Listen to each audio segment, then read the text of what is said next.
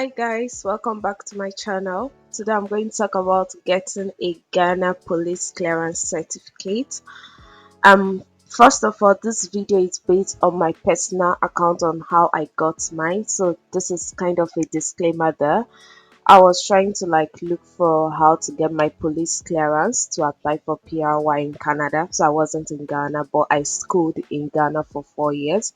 So I went on the website. You could see their website in the embassy website, and you could go on the Ghana Police e-service website, which I did. So you could see I typed it on Google, and the first thing to pop out was the gov.gh, which we know once it's gov.gh is kind of original. So when I logged in, if you log in on the portal, is an e-service portal created by the government of Ghana. So once you log in, you create an account. One tricky thing is that you have to use a Ghana number. So I had to get someone in Ghana to create with their number, and they give me the OTP when it comes in. So this is what the portal looks like. You could see that mine is already done because I did it, and I did it in October, and guys, it came out in 4 days. I think so. Yeah, 4 days.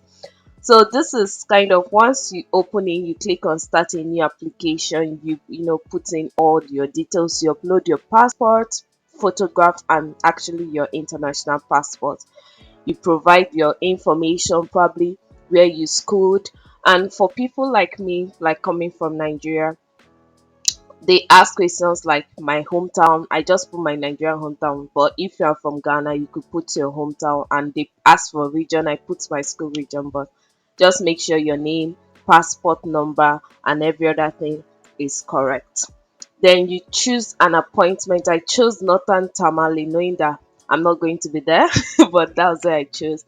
And I paid the official amount, which is about 1,380 Ghana cedis. Actually, there is an extra 80 Ghana cedis, and here is my police set.